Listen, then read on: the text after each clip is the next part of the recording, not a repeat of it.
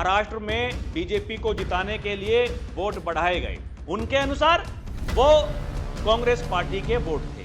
Mobile numbers का इस्तेमाल किया गया और ऑनलाइन वोट काट दिए गए। अगर आपको लगता है कि आपके आरोप ठीक हैं तो आप लिखित में दे दीजिए। राहुल गांधी ये कह रहे हैं, मेरा काम नहीं है संविधान बचाने का। वोट चोरी वाले पन्ने पर आप हस्ताक्षर हलफनामा देने को तैयार नहीं। राहुल गांधी की बात कन्विंसिंग तब लगेगी जब देश का युवा सड़कों पर उतरकर आग लगा लेगा। कांग्रेस को देश की लोकतांत्रिक प्रक्रिया ठीक करने में कहीं कोई मतलब नहीं है। राहुल गांधी तो ये कह रहे हैं कि ये खेल जो है, ये ड्रामा जो है, वो पिछले 10 से 15 सालों से चलता हुआ आ रहा है। बाई एंड लार्ज अगर ये देश वैसा ही सोच रहा है जो राहुल गांधी को लग रहा है, तो फिर राहुल गांधी को इतना प्रेस कॉन्फ्रेंस करने की जरूरत नहीं होती। दर्शकों नमस्कार, डीएनपी इंडिया में आपका स्वागत है। मैं हूं आपके साथ राहुल चौधरी। एटम बम के बाद हाइड्रोजन बम कब आएगा, सब लोग इंतजार कर रहे थे। एक खबर आई कि नेता विपक्ष राहुल गांधी जी प्रेस कॉन्फ्रेंस करने वाले हैं, तो सभी को लगा कि भाई हाइड्रोजन बम मार्केट में आने वाला है। लेकिन राहुल गांधी जी ये कहते हैं कि अभी हाइड्रोजन बम बन रहा है। उसकी लैब कहां है ये किसी को नहीं पता। कोई कह रहा है कि मलेशिया में है, कोई कह रहा है कि म्यांमार में है, कोई कह रहा है कि शायद हो सकता है श्रीलंका वगैरह में भी हो, बांग्लादेश में हो, किसी को नहीं पता। लेकिन चर्चाएं हैं कि वो जो लैब है कहीं बाहर ही, यहां भारत में नहीं है।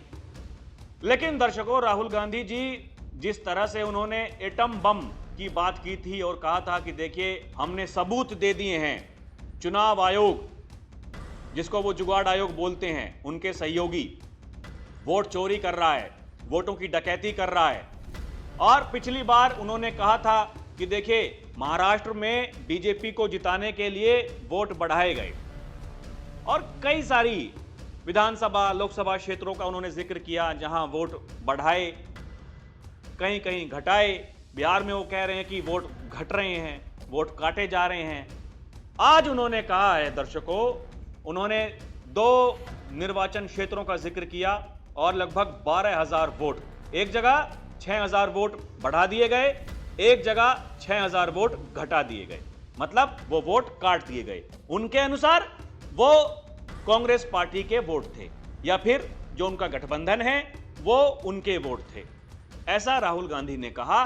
और उन्होंने ये कहा कि जिन मोबाइल नंबर्स का उसमें प्रयोग किया गया वो कर्नाटक से बाहर के थे, क्योंकि वो वहां का जिक्र कर रहे थे, इसलिए उन्होंने कहा कि दूसरे प्रदेशों से मोबाइल नंबर्स का इस्तेमाल किया गया और ऑनलाइन वोट काट दिए गए।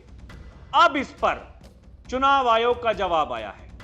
मुख्य चुनाव आयुक्त ज्ञानेश कुमार, उनका यह कहना है, नेता विपक्ष राहुल गांधी जो बात कह रहे हैं वो निराधार है, गलत है। उनका यह कहना है कि ऑनलाइन वोट नहीं काटे जा सकते, यह एक प्रक्रिया है।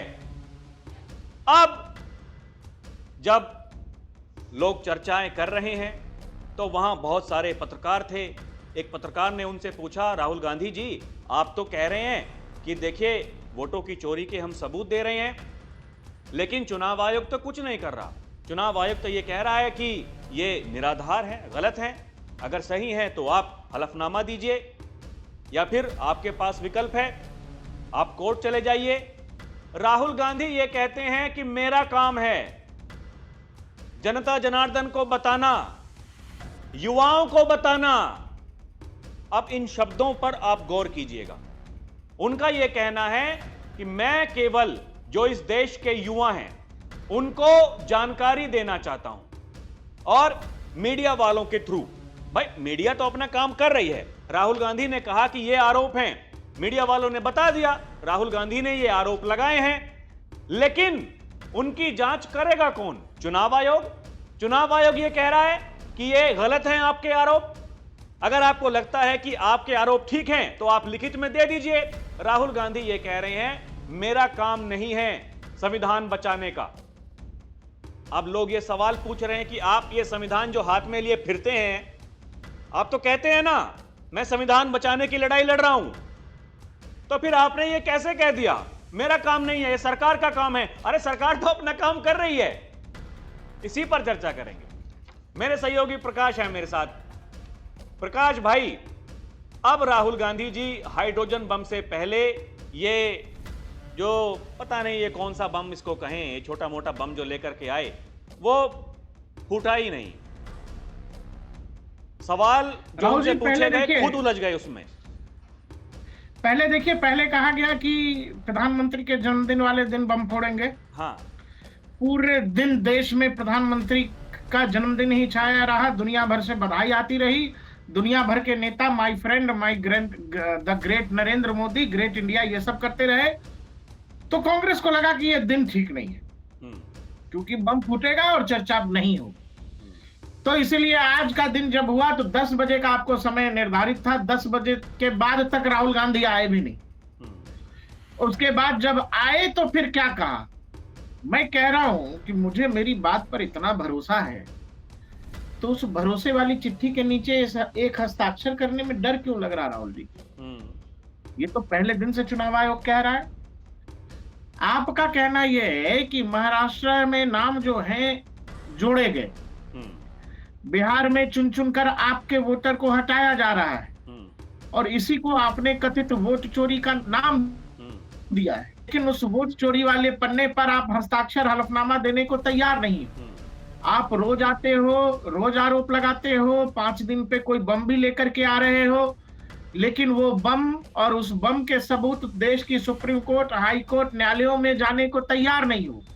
तो सवाल है, आपकी मंशा क्या है? आप क्या चाहते हैं?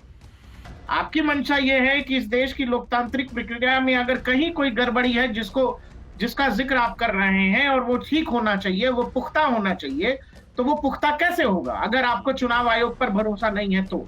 लेकिन आप रोज ये जो गैलरी प्ले कर रहे हैं कैमरे के सामने, ये जो पीपीटी प्रेजेंटेशन चल रहा है, ये पीपीटी प्रेजेंटेशन किस लिए चल रहा है?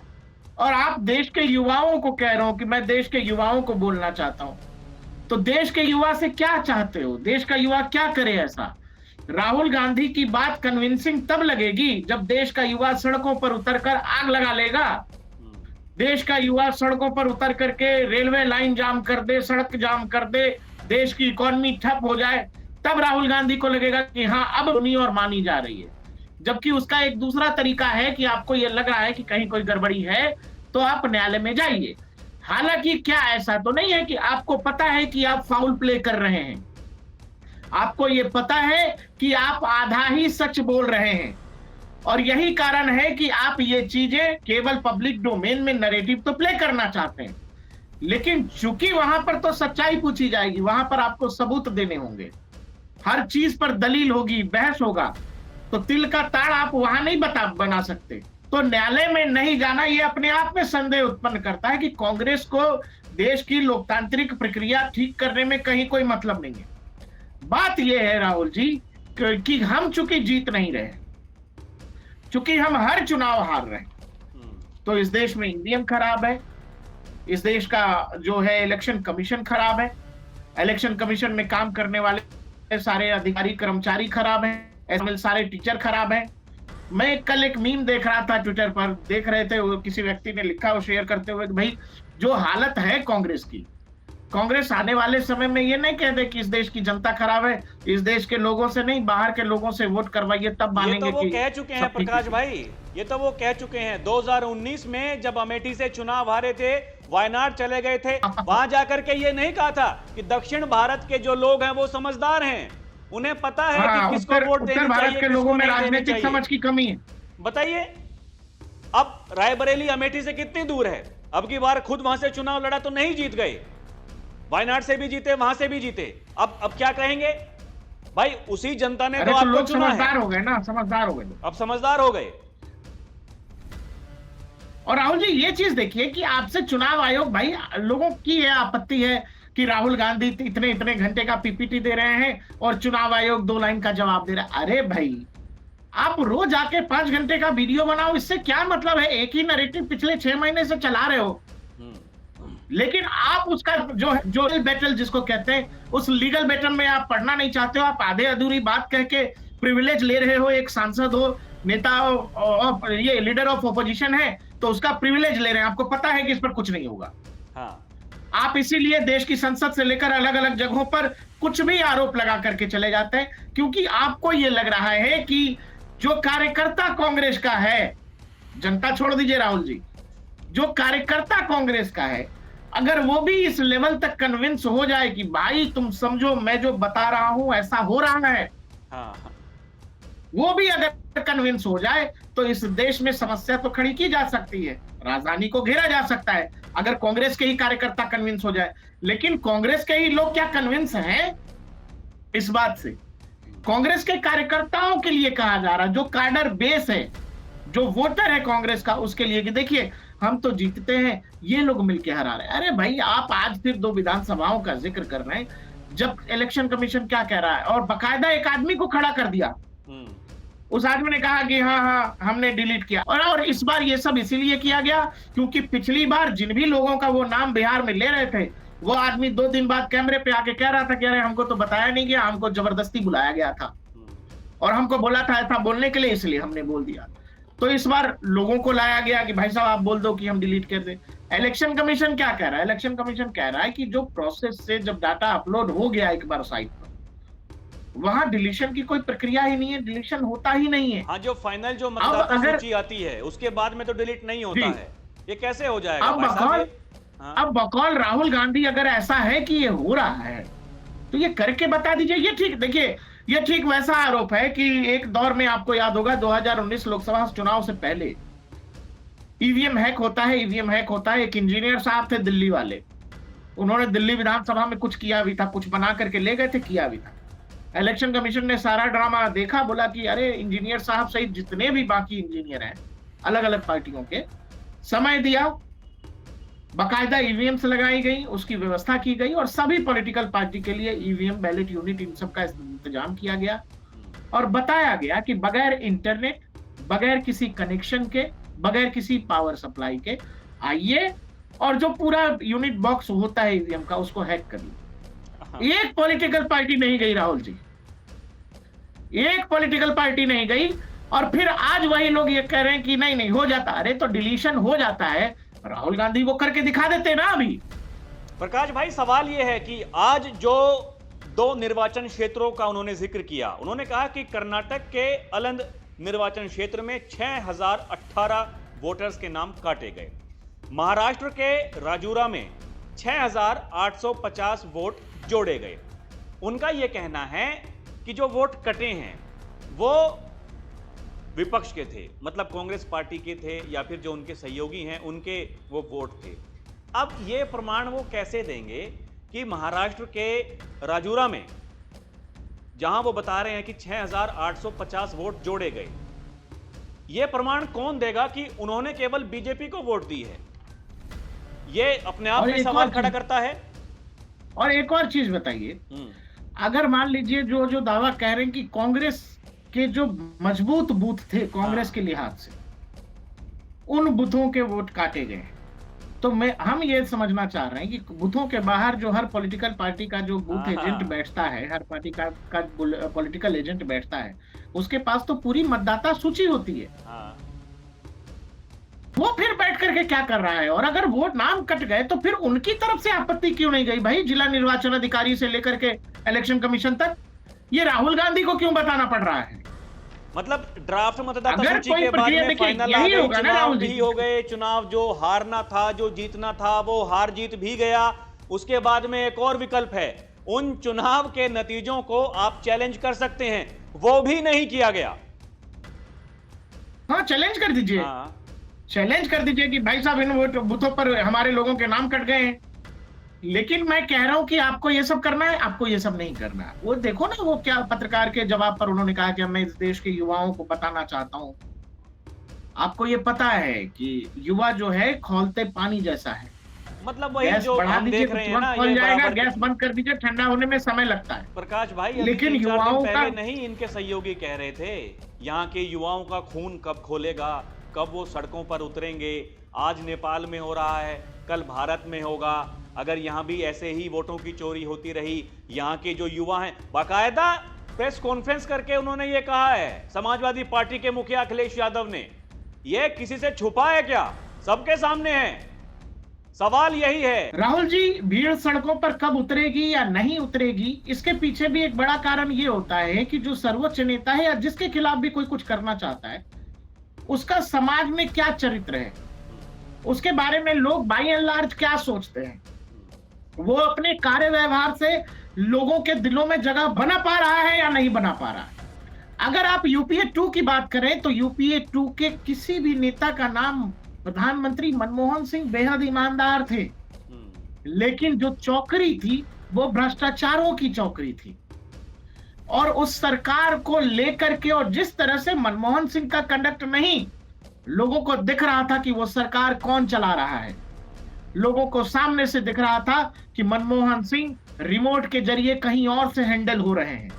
तो लोगों को दिख रहा था राहुल जी, मौजूदा सरकार के प्रति अगर आप ये चाहते हैं कि यूपीए 2 जैसा कोई रोष हो जाए, वो जो कथित अन्ना आंदोलन बताया गया वैसा कुछ हो जाए, ये मुश्किल इसीलिए है क्योंकि देखिए, एक्टिंग थोड़े समय के लिए हो सकती है राहुल जी।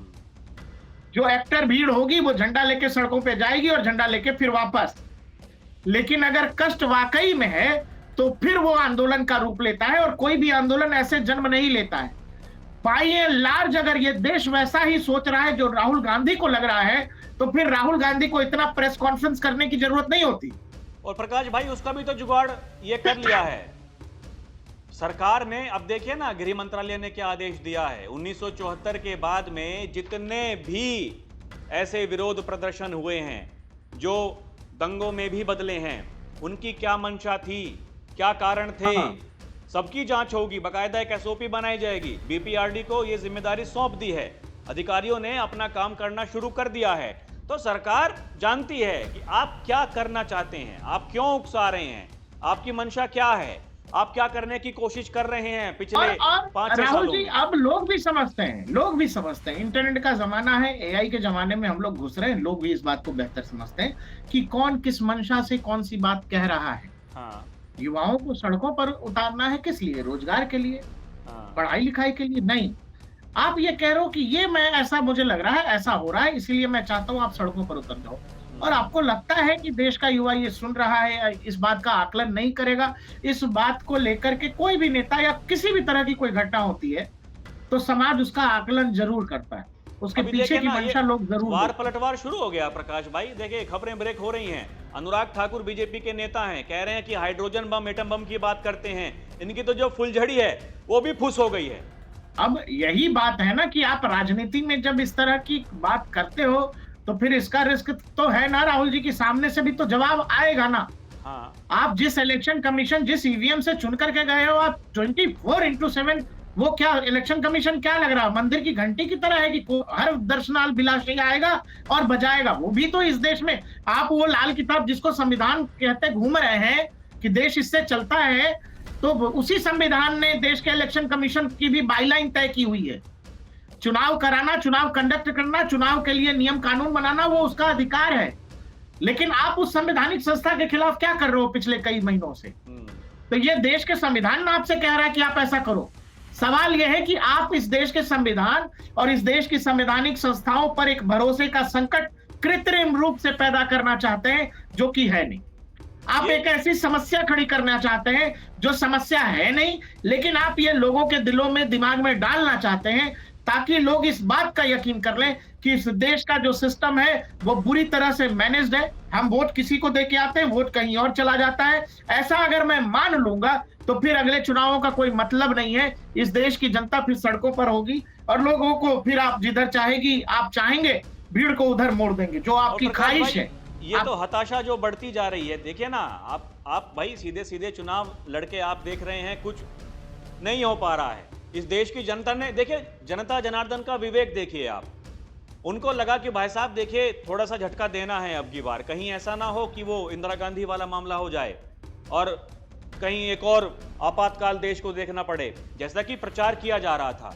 भाई लोगों ने कहा थोड़ा झटका देते हैं। आप 400 पार की बातें कर रहे हैं। कुछ लोगों ने कहा भी, बीजेपी के जो बड़बोले नेता हैं उन्होंने ये कह दिया हमें संविधान बदलना है। हालांकि उनका तर्क कुछ अलग हो सकता है, लेकिन ऐसी बातें कही तो गई। यही तो परिणाम था कि 400 का सपना देखते देखते 240 पर आप आ गए। ठीक, राहुल गांधी जी ये कहते हैं कि जो एग्जिट पोल्स जो एजेंसीज करती हैं भाई, वो एग्जिट पोल्स गलत हो जाते हैं, तो वहां भी तो एग्जिट पोल्स गलत हुए।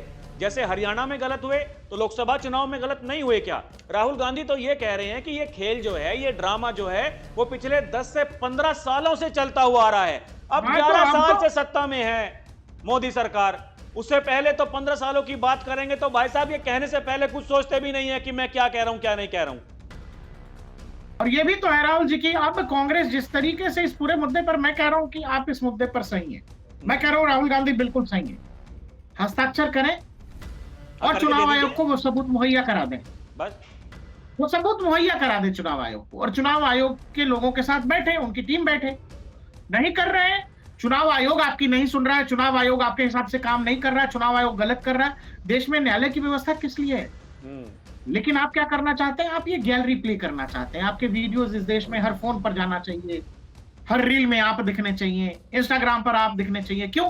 क्योंकि आपको ये लगता है कि इससे ये काम आसान हो जाएगा, वो वाला काम जिस जी जी जी प्रकाश भाई देखिए ना, ये आप बिल्कुल सही कह रहे हैं। यहाँ इस बात को गौर करिए आप भाई, 370 हटने की बात आई, 35 से हटने की बात आई, ठीक, आप चले गए सुप्रीम कोर्ट, आपके समर्थक गए ना सुप्रीम कोर्ट में।